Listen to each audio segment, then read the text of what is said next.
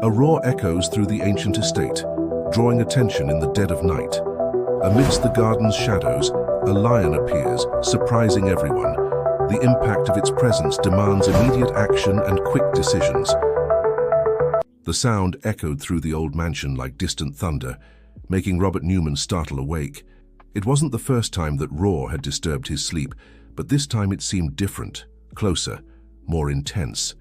Sitting on the edge of the bed, he ran his hands over his face, trying to organize the thoughts that had been tormenting him for weeks. If this story interested you, don't forget to subscribe to our channel and give it a like. Tell us which city you're watching from. We continue. His grandfather's inheritance had come with more mysteries than answers. The century-old mansion, with its labyrinthine corridors and wild gardens, held secrets that went far beyond its ancient walls. The diary found in the study, its pages yellowed by time, mentioned a guardian that protected something valuable, something that needed to be preserved at all cost. Robert got up and walked to the window. The full moon illuminated the grounds of the property, creating mysterious shadows among the century-old trees. That's when he noticed a movement, something large and agile, disappearing among the vegetation. His heart raced. It was no longer possible to deny. There really was a lion roaming his property. The next morning, still disturbed by the sleepless night, Robert received an unexpected visit. Sarah Thompson, a biologist who introduced herself as a representative of an animal protection organization, showed particular interest in his property. "We've received reports of strange sounds coming from this area," she commented, her eyes scanning the facade of the mansion with an interest that seemed to go beyond professional. "Have you noticed anything unusual in recent days?" Robert hesitated. Something about Sarah's manner made him uncomfortable, as if she already knew more than she was letting on. "Just the normal sounds of an old property," he replied, trying to keep his voice steady. But Sarah didn't seem convinced. She took a card with her phone number from her pocket. "If you notice anything out of the ordinary, please let me know. We're concerned about the welfare of the local fauna." After her departure, Robert returned to his grandfather's study. Among piles of old documents and dusty photographs, he searched for some clue that could explain the lion's presence. That's when he found a folder hidden behind one of the wooden panels.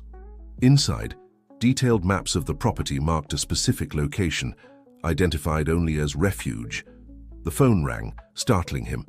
It was an unknown number. "Mr. Newman," the voice on the other end sounded authoritative. "This is the Environmental Department. We've received complaints about irregular activities on your property. We need to conduct an urgent inspection." Robert felt his stomach sink. First Sarah, now this. Something bigger was happening, something that went beyond a simple lost lion on his property. The security cameras he had installed began to show mysterious failures, always at the most crucial moments of the night. That afternoon, while walking through the gardens, Robert found enormous footprints near the old lake. Following them, he discovered marks of heavy equipment in a more remote area, as if someone had been searching for something. Someone was scouring his property during the night. The sound of breaking branches made him turn quickly. For a moment, he thought he saw a figure watching him from afar, but when he blinked, there was no one there. The wind blew stronger, bringing with it the distant echo of a roar. Robert clutched the map in his hands, his mind racing with possibilities. His grandfather had always been a man of principles, known for protecting important causes.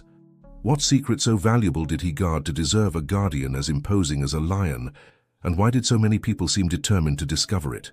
Night was beginning to fall, bringing with it more questions than answers. On the horizon, dark clouds were approaching, heralding a storm. Robert knew he was at the center of something much bigger than he had imagined, and that he would need to unravel the mysteries left by his grandfather before others did. The following week brought more unrest for Robert. The sleepless nights were beginning to take their toll, and the deep circles under his eyes reflected the growing tension. During one of his nocturnal investigations through the mansion's corridors, he found a series of old photographs hidden in a false drawer in the study. The images showed his grandfather alongside a group of people in front of an area that seemed to be part of the property, but that Robert didn't recognize. One photo in particular caught his attention. In it, his grandfather was pointing to a structure partially covered by vegetation, and in the background, what appeared to be an entrance to a tunnel or underground passage could be seen. "What were you protecting, Grandpa?" he murmured to himself, running his fingers over the yellowed surface of the photograph. That's when he noticed something written on the back. "The refuge holds more than memories. 1985. The handwriting was undoubtedly his grandfather's. The doorbell rang, interrupting his thoughts. Through the security system, Robert saw Sarah standing at the main entrance. There was something different about her posture today, an urgency she hadn't shown before. Reluctantly, he decided to answer. "Mr. Newman, we need to talk," she said as soon as he opened the door. "There are things about your property that you need to know, things that could put you at risk if you don't act quickly." Robert led her to the living room, observing how her eyes scanned every detail of the environment. "Why so much interest in my property, Ms. Thompson? What does your organization really want?" Sarah hesitated, nervously fidgeting with her folder. "The organization I work for, they're not who they claim to be. In fact, they knew about the lion long before you inherited this mansion. There are bigger interests at stake here." Before she could continue, they were interrupted by a noise coming from the garden. Through the window, they saw shapes moving between the trees. "They're already here," Sarah whispered, her face paling. Robert ran to check the security cameras, only to find that they were all offline. When he returned to the living room, Sarah was standing, staring fixedly at the garden. "You're dealing with forces greater than you imagine, Mr. Newman. We need to act fast." That same night, after Sarah's departure, Robert received an official visit. Two men in suits introduced themselves as representatives from the City Hall, bringing a document demanding the immediate surrender of any wild animal found on the property. During the inspection of the mansion, one of the officials dropped a folder. Robert picked it up, but not before glimpsing its contents. Detailed plans for a real estate project that covered the entire extent of his property. The project's name caught his attention: New Horizon Real Estate Consortium. The pieces were starting to fit together, but something crucial was still missing. Robert spent the night reviewing his grandfather's documents, looking for any mention of the refuge or the lion. That's when he found a letter addressed to him, hidden inside an old book. "My dear grandson," the letter said, "if you're reading this, it means the time has come. The refuge is not just a place, it's a testimony. There are people who will do anything to prevent the truth from coming to light. The Guardian was chosen for a reason. Trust him, but above all, trust your instinct." A distant roar echoed across the property, as if the lion was responding to Robert's thoughts. For the first time, he didn't feel fear at the sound, but a strange sense of comfort. The animal wasn't there by chance, and now he was beginning to understand the true purpose of its presence. The next morning, while walking around the property, Robert found recent excavation marks near the location indicated in the old photographs. Someone was actively searching for the refuge, and from what it seemed, they were getting close to their goal. The sound of footsteps made him turn quickly. An elderly man was watching him from afar, leaning on a cane. "You must be Robert," he said, approaching slowly. "My name is Frank. I was a friend of your grandfather, and I think it's time for you to know the whole truth." Frank was no ordinary man. Despite his advanced age, his green eyes shone with a singular liveliness, and his posture, even supported by the cane, conveyed an unshakable inner strength. Seated on the mansion's porch, the old environmentalist began to reveal details that made Robert's heart race with each word. "Your grandfather wasn't just a landowner," Frank began, his voice laden with memories. "He was a guardian, just like the lion that now roams this property. Together, we fought for years to protect preservation areas throughout the region. This mansion, Robert, is more than a simple construction." Robert served coffee for both of them, noticing how Frank's hands trembled slightly as he held the cup. "Why appear only now? Why didn't you seek me out before?" "Because we needed to be sure," Frank replied, pulling a yellowed envelope from his pocket. "Your grandfather left specific instructions. We were to wait until the lion manifested itself. He knew this would happen when the time was right." The envelope contained old photographs of his grandfather with Frank and other environmentalists documenting meetings and expeditions around the property. In one of the images, the two men were standing in front of a structure, partially hidden by vegetation. The same one Robert had seen in the photograph he found earlier. "The refuge," Robert murmured, recognizing the location. Frank nodded. "More than that, it's a living archive of decades of struggles for environmental preservation. Your grandfather transformed this property into a sanctuary, not just for nature, but for truth. The documents stored there could expose years of irregularities committed by powerful companies in the region. A noise coming from nearby bushes interrupted the conversation. For a moment, Robert glimpsed the majestic silhouette of the lion among the trees, its golden eyes shining under the afternoon sun. Frank showed no surprise or fear. "He's been here longer than you imagine," the old environmentalist commented. "Your grandfather brought him as a cub, after finding the animal injured during one of our expeditions." The lion became more than a protege. He became a symbol of resistance. Robert was beginning to understand the magnitude of what he had inherited. Is that why the real estate consortium is so interested in the property? Because of the documents? Not just the consortium. Frank lowered his voice. There are influential people who would prefer to see these documents destroyed. The lion's presence is the last legal barrier preventing the sale of the land. As long as he's here, the area must be preserved by law. At that moment, Robert's cell phone vibrated. It was a message from Sarah. "We need to talk. I've discovered something serious. Meet me at the downtown cafe in an hour." Frank observed Robert's worried expression. "Be careful with her. Sarah works for people who have a direct interest in this property. Even if she seems to be on our side now, we can't be sure of her true intentions." The afternoon was advancing, and shadows were beginning to lengthen across the garden. Frank stood up with difficulty, leaning on his cane. "There's one more thing you need to know," he said, pulling a small object from his pocket, an old key with intricate details. "Your grandfather asked me to deliver this when the time was right. It opens something in the refuge, but only you will be able to discover what." Before leaving, Frank cast a final glance at the property. "Your grandfather always said that the true inheritance isn't in the walls of this mansion, but in the commitment to preserving life. The lion isn't just an animal, Robert. He's the guardian of a legacy that goes far beyond this land." Robert was left alone on the porch, the key weighing in his hand as if it carried the weight of generations. The sun was beginning to set, painting the sky with shades of orange and red. Somewhere on the property, the lion roared, as if sealing a silent pact between past and present. The decision to meet Sarah wouldn't be easy, but Robert knew that each piece of this puzzle was crucial. As he tucked the key into his pocket, a certainty grew in his heart. He was at the center of a battle his grandfather had begun decades ago, and now it was his responsibility to continue it. The cafe in the center of town was practically empty when Robert arrived. He chose a discreet table at the back of the establishment from where he could observe the entrance. The conversation with Frank still echoed in his mind, and the old key weighed in his pocket as a constant reminder of his new responsibility. Sarah arrived 15 minutes later, visibly agitated. Her hands trembled slightly as she held her bag, and her eyes scanned the environment with poorly disguised anxiety. "Sorry for the timing," she said, sitting down, "but I couldn't wait any longer. The organization I work for, they're not what they seem, Robert. In fact, they're a front for a group of investors." Robert closely observed Sarah's expressions, remembering Frank's warning. "What kind of investors?" "The kind that doesn't care about environmental preservation," she replied, lowering her voice. "I was initially hired as a biologist to survey the area, but I soon discovered that their true interest was something else.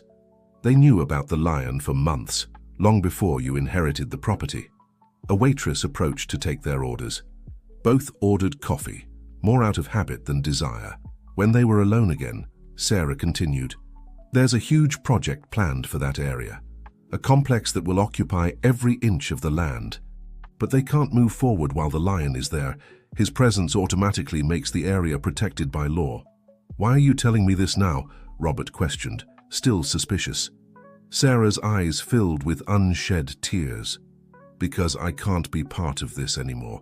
Your grandfather, he was well known in the environmentalist community. The stories I've heard about him, the work he did, I can't be part of something that will destroy all of that." At that moment, Robert noticed a man in a suit entering the cafe. He sat at the counter, but his occasional glance towards their table didn't seem casual. Sarah noticed too. Her hands tightened on her bag. "They're watching me, the organization. They have something against me, information that could ruin my career. That's how they forced me to cooperate." "What exactly do they want you to do?" Robert asked, keeping his voice low. "They want me to gain your trust, to find out where the refuge is," she replied, her voice almost a whisper. They think there's something there that can stop their plans. Documents, evidence. Robert thought of the key Frank had given him. Each new piece of information seemed to add more layers to the mystery his grandfather had left behind. "There's one more thing," Sarah continued, leaning forward. "One of the mansion's employees, George, the gardener, he disappeared after a night when he said he saw something strange near where the lion usually appears. The organization is spreading rumors about the animal being dangerous, trying to create a climate of fear in the community." The man at the counter made a sudden movement, knocking over his cup. The noise made Sarah jump in her chair. "I need to go," she said, rising hastily. "But before I do, I need you to know I want to help. Your grandfather was right to protect that land, and now you need to continue that work." Before leaving, she slid a folded paper across the table. "This is the real project they're planning. I managed to get a copy of the files. See for yourself what they intend to do with your inheritance." Robert pocketed the paper without looking, aware of the man who was now also rising from the counter. When he left the cafe minutes later, his mind was buzzing with the new information. The sun was beginning to set, and he knew he needed to return to the mansion before nightfall. On the way back, he thought about how his grandfather had foreseen all of this. The lion wasn't there by chance. It was part of a larger plan, an elaborate strategy to protect something much more valuable than just land. The key in his pocket seemed to pulse, reminding him that there was still much to discover. And now, with Sarah apparently changing sides, the lines between allies and enemies were becoming increasingly blurred. Robert knew he needed to act quickly but cautiously. One false step could compromise not only his safety, but the entire legacy his grandfather had fought to protect. Back at the mansion, Robert found an official envelope in his mailbox. The City Hall letterhead made his stomach churn. Inside, a formal notification demanded the immediate surrender of any wild animal found on the property, under penalty of heavy fines and other legal sanctions. Seated in his study, he unfolded the paper Sarah had given him at the cafe. It was a detailed plan. The New Horizon project envisioned the construction of an immense commercial and residential complex, where today there were century-old trees and wildlife, concrete towers and parking lots would rise. The project bore the logo of a real estate consortium known for its controversial developments. A movement at the window caught his attention. Frank was hurriedly crossing the garden, his hunched figure looking even tenser than usual. Robert ran to greet him. "They tried to break into my house this morning," Frank said without preamble as soon as he entered. "Fortunately, I don't keep anything important there, but it means they're getting desperate." Robert offered a chair to his grandfather's old friend, noticing how his hands trembled more than usual. "What exactly are they looking for, Frank?" "Your grandfather kept detailed records," Frank explained, catching his breath. "Documents that prove years of environmental irregularities, shady deals, questionably obtained permits. The kind of information that can not only stop this project, but expose an entire system of wrongdoings." A distant roar echoed across the property, making both look out the window. The sun was beginning to set, painting the sky with orange hues that contrasted with the dark clouds approaching. "The lion is more agitated," Frank observed. "He senses when there are strangers on the property. Your grandfather used to say he had a special instinct for it." Robert showed Frank the City Hall notification. "They want to remove the lion. Without him here, the area's legal protection is compromised." Frank studied the document carefully. "This is just the beginning. They'll try all legal means first, but they won't stop there. We need to find the refuge before they do." At that moment, Robert's phone rang. It was an unknown number. Upon answering, a male voice, deep and measured, spoke on the other end. "Mr. Newman, this is Edward Mitchell from the New Horizon Consortium. I'd like to schedule a meeting to discuss a proposal that would be very advantageous for you." Robert exchanged a significant look with Frank before responding, "I'm sorry, Mr. Mitchell, but the property is not for sale." "I understand your position," the voice continued, now with a firmer tone. "But I suggest you reconsider. It would be a shame if something happened to that magnificent lion living on your land. Wild animals can be unpredictable." Before Robert could respond, the call ended. The silence that followed was heavy, laden with concern. "They're increasing the pressure," Frank commented, rising with difficulty. "We need to act fast. The key I gave you, it opens a door in the refuge. Your grandfather left specific instructions about when and how to use it. A distant thunder announced the approach of the storm. Robert moved to the window, observing the trees that were beginning to stir with the wind. Somewhere among them, the lion was moving, a silent guardian of secrets that many wanted buried. "Frank," called Robert, an idea starting to form in his mind. "What if we used the media? If we made public what's happening here?" The old environmentalist smiled, a gleam of approval in his eyes. "Your grandfather would have thought the same, but we need to be cautious. Once we start exposing the situation, there's no turning back." A new roar, closer this time, seemed to agree with the decision. The storm was approaching both literally and figuratively, and Robert knew that the next few hours would be crucial. On the horizon, the first lightning bolts cut across the sky, momentarily illuminating the property he was now determined to protect, no matter the cost. The storm forming on the horizon seemed to reflect the turbulence of events. Robert spent the night organizing documents and making notes, preparing for what would be his first public action against the consortium. Frank had suggested a contact, Mary Vasquez, an investigative journalist known for her reports on environmental issues. "Her work is impeccable," Frank explained over the phone the next morning. "And more importantly, she's incorruptible. Your grandfather trusted her to disclose important discoveries." The meeting was set for that afternoon, in a busy restaurant downtown. Mary was a middle-aged woman, with keen eyes behind discreet framed glasses. From the first moment, her professional demeanor conveyed confidence. "Frank gave me a rough outline of the situation," she began, after initial greetings. "But I need details, Mr. Newman, and most importantly, I need evidence." Robert slid a folder across the table with copies of the documents he had gathered: the City Hall notification, the consortium's project, old photographs of the property, and records of suspicious activities in recent weeks. "This is just the tip of the iceberg," he explained. "There are more documents stored in a secure location on the property. Documents my grandfather gathered over years, proving a series of environmental irregularities." Mary examined the material with growing interest. "The presence of the lion is fascinating," she commented. "An animal of that size, living freely on private property. That alone would make an excellent story. But there's something bigger here, isn't there?" "Much bigger," Robert confirmed. "The lion isn't there by chance. My grandfather brought him for a specific reason. He knew that the animal's presence would ensure legal protection for the area."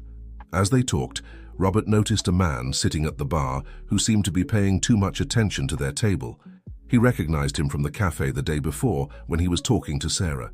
Mary noticed it too. Naturally, she tucked the documents into her bag. "We're being watched," she murmured. "This only confirms the importance of what we have in our hands." "How long do you need to prepare the story?" Robert asked. "With the material I have here, I can publish a first report in 2 days. It will be enough to grab public attention and buy us time. But for a more substantial expose, I need to see those other documents you mentioned." Robert's cell phone vibrated. A message from Sarah. "Emergency meeting at the consortium. They know you're with a journalist. Be careful." Mary noticed his worried expression. "They're already reacting, aren't they? Better this way. When they feel cornered, they make mistakes." Before parting, the journalist made a final observation. "Your grandfather was an admirable man, Robert.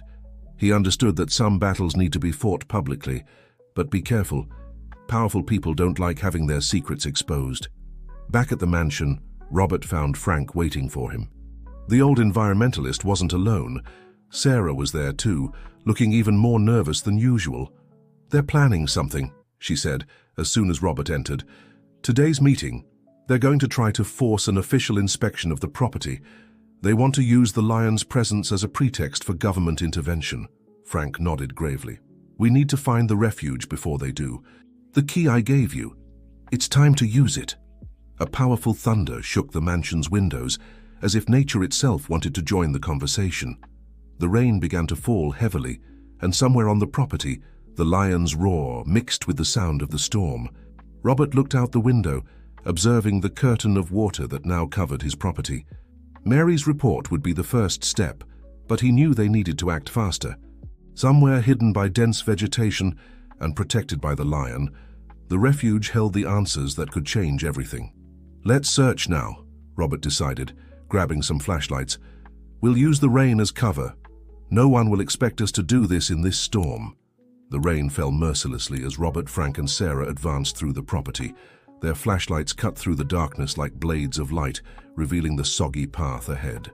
The strong wind shook the century-old trees, creating dancing shadows that seemed to come alive. "The marks in the old photographs indicate that the refuge should be in this direction," said Frank, consulting a laminated map he had brought with him. Even with his advanced age, his determination kept him steady, ignoring the rain that soaked his clothes. Sarah, who knew the region well due to her previous fieldwork, noticed something peculiar. "Look at these marks on the ground. Even with the rain, you can see that someone has been here recently. Heavy equipment." Robert felt a tightness in his chest. Others were already searching, and by the layout of the marks, they seemed to be getting close to the right location. The race against time was becoming increasingly critical. A flash followed by deafening thunder made the group startle. It was at this moment that they heard it, a powerful roar, much closer than they expected. The lion was nearby as if observing their movements. "He's guiding us," Frank murmured, an enigmatic smile on his wrinkled face. "Your grandfather always said the lion had a special connection to this place. He knows where we should go." They followed the direction of the roar, arriving at an area where the vegetation was particularly dense. Robert noticed that the trees there formed an almost circular pattern, as if they had been strategically planted to hide something. "Here!" exclaimed Sarah, her flashlight illuminating a rock formation partially covered by vines. "There's something different about these rocks. They seem artificial." Robert approached, his heart racing. The rocks, although appearing natural at first glance, had a pattern that was too regular. He began to remove the vines, gradually revealing a structure built to camouflage itself in the landscape. "Your grandfather was a genius," Frank commented, helping to clear the vegetation. "He built this in a way that would look like part of the natural landscape. Anyone passing by here wouldn't see anything but rocks and plants." A new roar, this time accompanied by the sound of breaking branches, made the group turn. For a moment, through the curtain of rain, they saw the majestic silhouette of the lion. Its eyes glowed in the darkness, fixed on them, as if assessing their intentions. "He's protecting the site," Sarah said, her voice barely disguising her amazement. "All these years, he's been more than a guardian. He's a conscious sentinel." Robert took the key Frank had given him from the waterproof pocket of his jacket. On the stone wall, partially hidden by a particularly dense vine, he found a lock. The fit was perfect. At that moment, vehicle headlights cut through the darkness in the distance. Someone was approaching by the main road of the property. "Quick!" Frank urged. "They must have noticed our movement. We need to get inside now."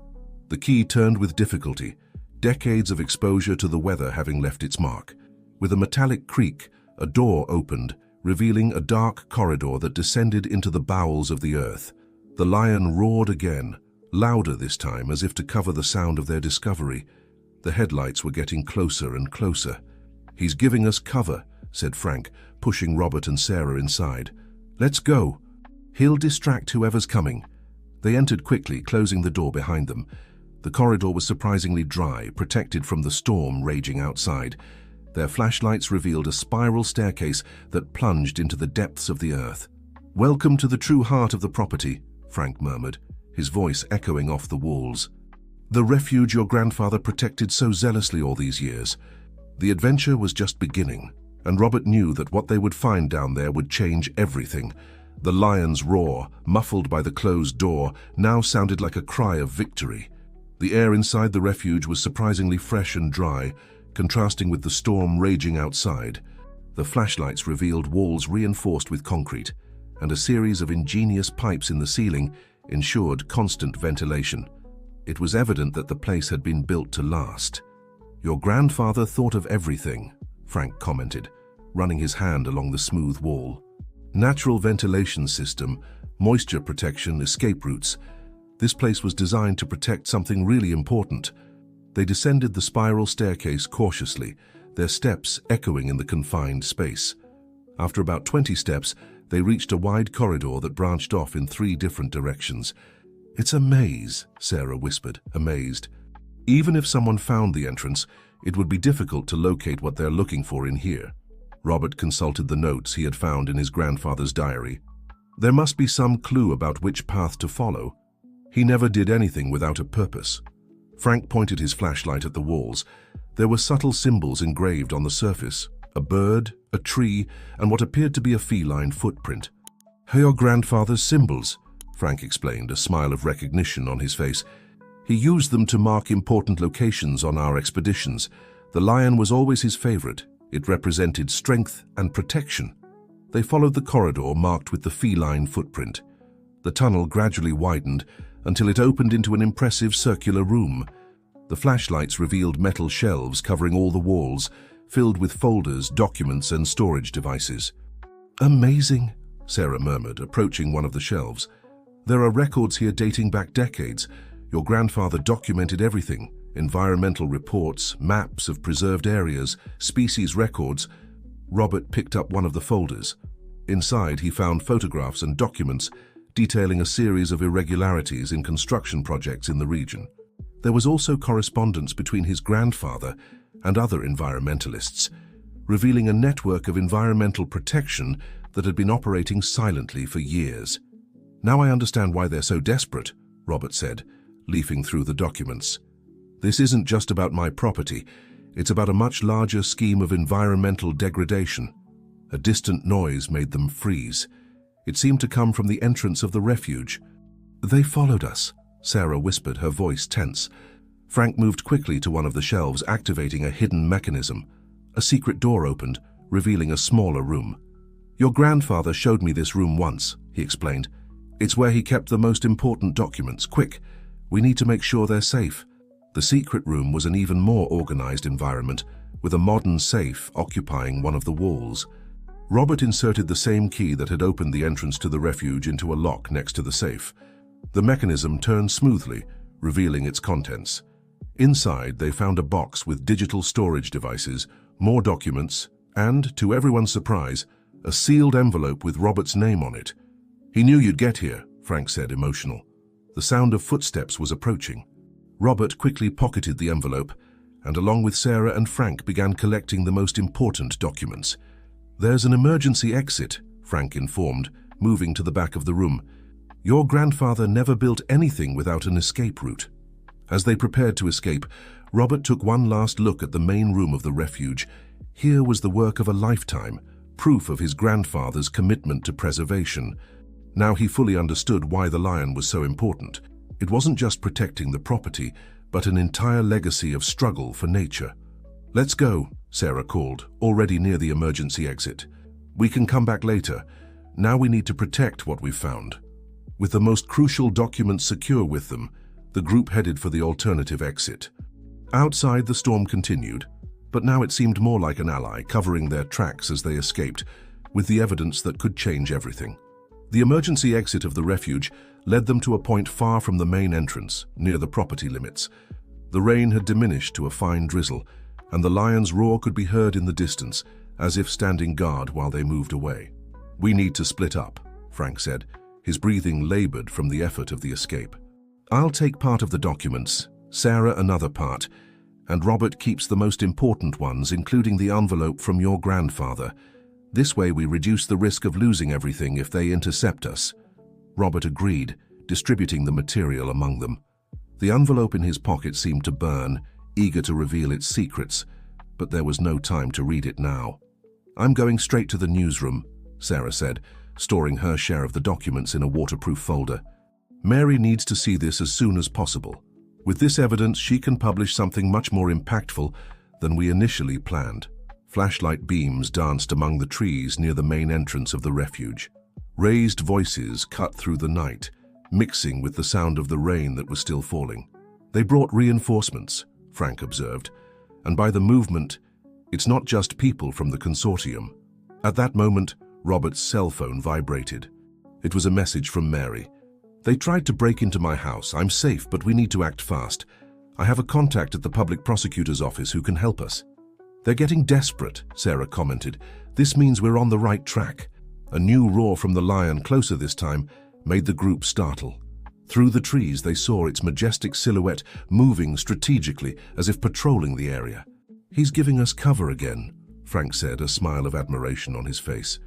"Your grandfather always said this animal had extraordinary intelligence." Robert made a quick decision. "Frank, you go to your house. Sarah, to the newsroom. I'll meet Mary and her contact at the public prosecutor's office. The faster we act, the better. And the lion? Sarah asked, concerned. He knows how to take care of himself, Frank replied. It's no wonder he survived all these years here. Besides, any attempt to capture him now would only prove that we're right about their true intentions. Before they separated, Robert handed the refuge key to Frank. Keep it. If anything happens to me, you'll know what to do. The old environmentalist accepted the key with a solemn expression. Your grandfather would be proud, Robert. You're not just protecting a property, you're defending an entire legacy of struggle for preservation.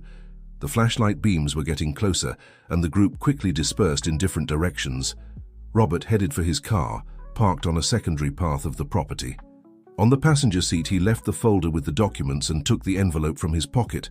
His hands trembled slightly as he opened the seal. Inside, he found a handwritten letter and a flash drive. The letter began with words that made his heart tighten. Dear Robert, if you're reading this, it means you found the refuge and understood the true importance of our guardian. A headlight cut through the darkness, illuminating his car. Robert quickly tucked away the letter and started the engine. The battle was just beginning, and he knew the next few hours would be crucial. The distant roar of the lion sounded once more, like a promise that he wasn't alone in this fight.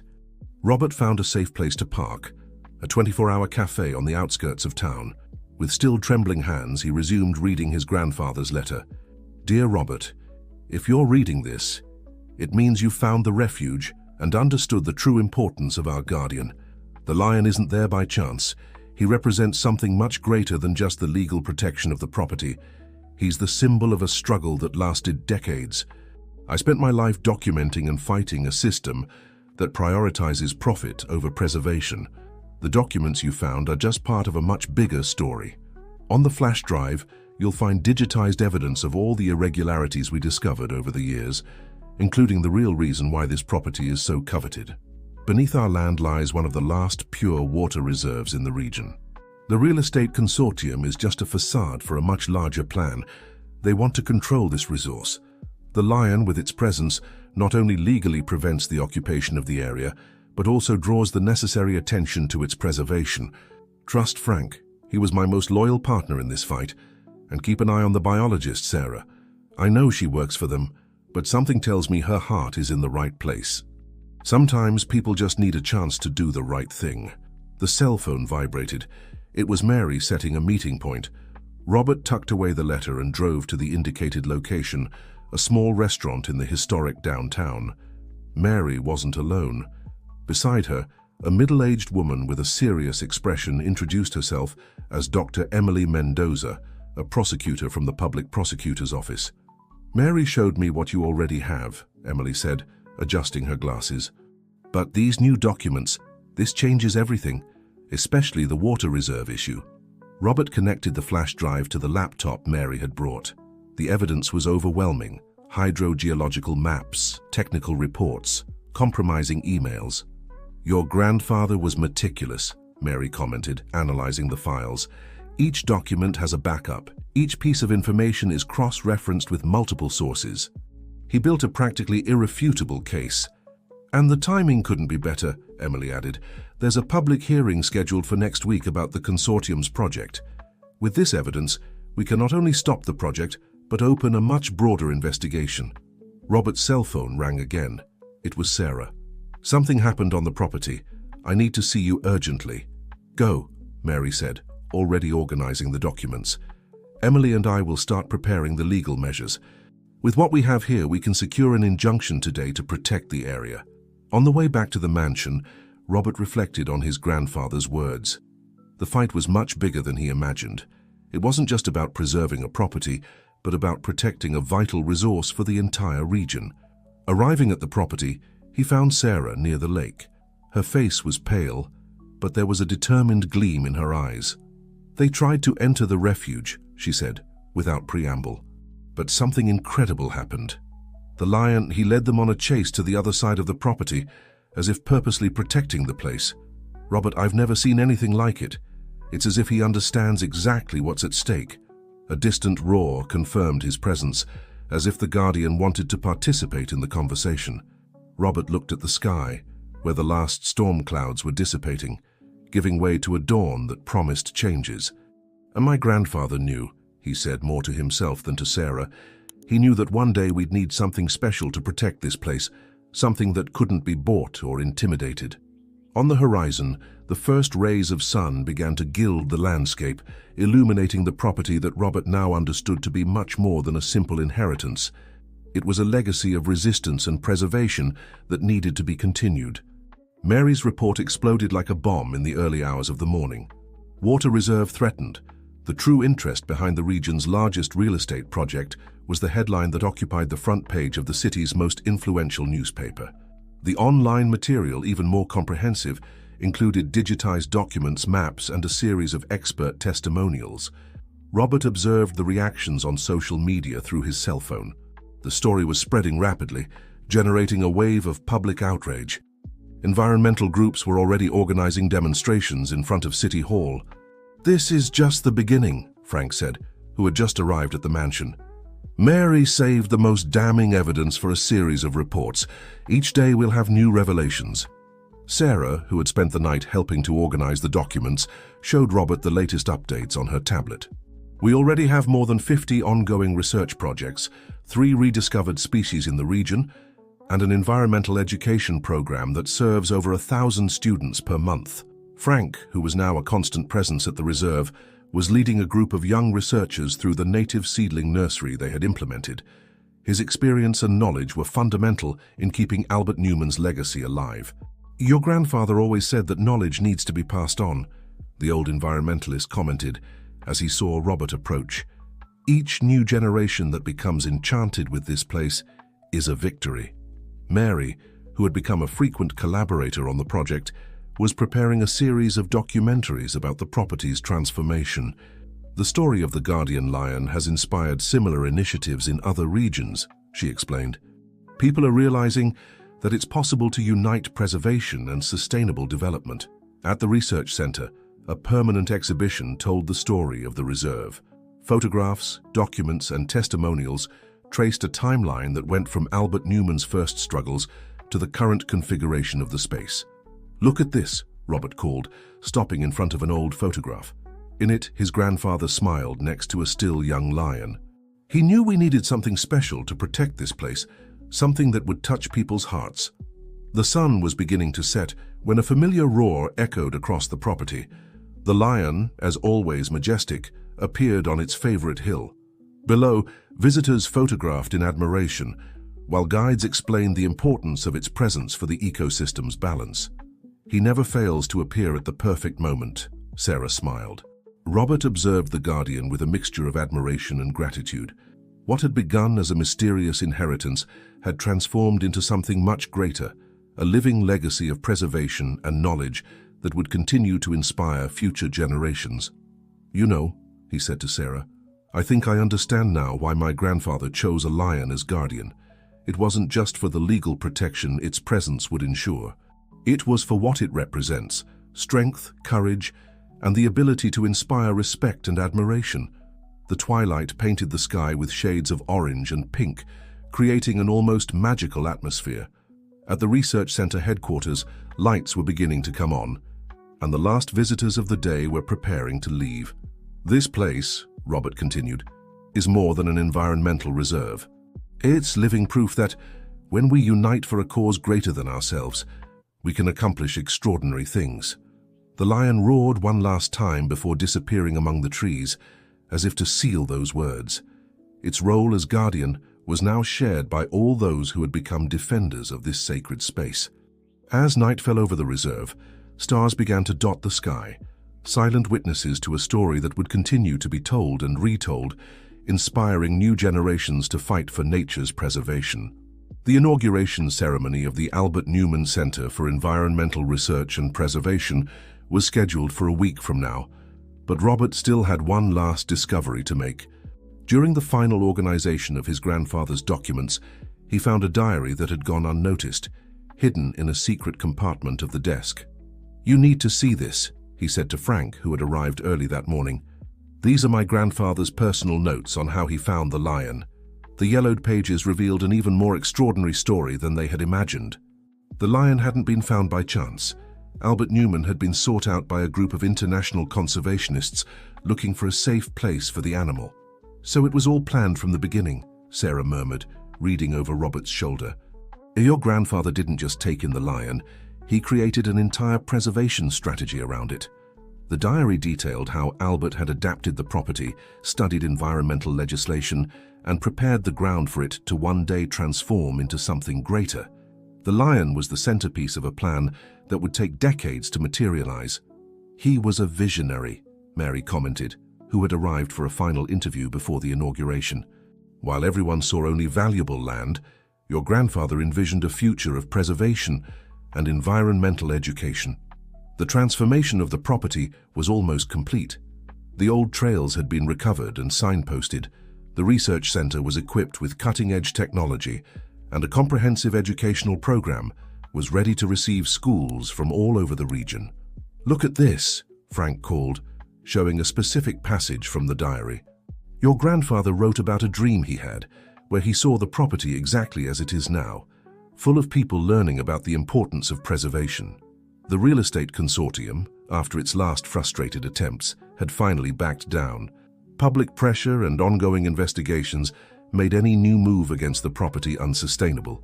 They realized the political cost would be too high, Dr. Emily explained, participating in a final meeting via video conference. "Public opinion is entirely in favor of preservation." Robert walked through the property, observing the final preparations for the inauguration. Educational plaques told the story of the place, including the saga of the guardian lion. In a specially prepared area, a photographic exhibition showed the transformation of the property over the years. "Your grandfather would be proud," Sarah said, who was now officially the coordinator of the environmental education program. "We've achieved much more than just preserving the area. We've created a model for other similar initiatives." The lion, as if understanding the importance of the moment, had become more visible in recent days. Its constant presence, always at a safe distance, enchanted the visitors and researchers who already frequented the place. "It's as if he knows we've won," Frank smiled, watching the animal rest peacefully on its favorite hill. "That his mission as guardian is now shared with the entire community." The afternoon was fading when Robert found the last pages of the diary. In them, his grandfather had written a kind of letter to the future. "To whoever finds these words, the true value of this land is not in its resources, but in its potential to teach and inspire. The lion is more than a guardian. It's a symbol of what we can achieve when we choose to protect instead of exploit. May this place always be a beacon of hope and knowledge for future generations." The day of the inauguration dawned with an extraordinarily blue sky. Since early morning, intense movement had taken over the property. Banners and posters adorned the entrance to the new Albert Newman Center for Environmental Research and Preservation, while volunteers organized the final details of the ceremony. "It's surreal to see so many people here," Robert commented to Frank, observing the arrival of the first guests. Authorities, environmentalists, researchers, and members of the local community formed a considerable line at the property gates. Sarah coordinated a team of young biologists who would conduct the first guided tours after the ceremony. "All slots for the next 3 months are already booked," she informed, consulting her clipboard. "Schools from all over the state want to bring their students." Mary, who was preparing special coverage for her newspaper, interviewed some of those present. "The story of the guardian lion has crossed borders," she told Robert. "I've received messages from journalists from various countries wanting to know about the project." The research center was a work of art in itself. Designed to integrate with the natural landscape, it used solar energy, rainwater harvesting, and other sustainable solutions. The glass walls allowed a privileged view of the surrounding nature. "Your grandfather thought of every detail," Frank observed, showing Robert a panel with old photographs. "Look, this photo is from when he first started planning all this." The lion was still young. The inauguration ceremony began with a musical presentation by children from the local community. They had composed a song about the guardian lion, eliciting smiles and applause from those present. Dr. Emily Mendoza, in her speech, highlighted the legal importance of the precedent created. "This project proves that it's possible to reconcile environmental preservation with sustainable development. It's a model that can and should be replicated." A group of international researchers, who had arrived especially for the event, presented a preliminary study on the positive impact of the area's preservation on local biodiversity. "The results are impressive," one of the scientists explained. "The lion's presence has created a unique balance in the ecosystem. Species that had disappeared from the region are returning." During the afternoon, as if wanting to participate in the celebrations, the lion appeared on its favorite hill. Cameras turned to it, capturing its majestic presence against the natural backdrop it had helped protect. "It's as if he understands the importance of this moment," Sarah commented, observing the amazed reactions of the visitors. "Each of his appearances reinforces why we fought so hard to preserve this place." Robert took the stage for his speech, feeling the weight of the moment. He looked at the gathered crowd, familiar and unfamiliar faces, all united by the same cause his grandfather had defended for so long. "This place," he began, "is more than an environmental reserve. It's a testament to what we can achieve when we choose to protect rather than destroy. My grandfather understood that the true wealth of a land isn't in what we can extract from it, but in what we can learn from it." A distant roar punctuated his words, drawing emotional smiles from the audience. The guardian lion, once again, chose the perfect moment for its manifestation. The celebration continued into the night, with cultural presentations, photographic exhibitions, and discussion circles about environmental preservation.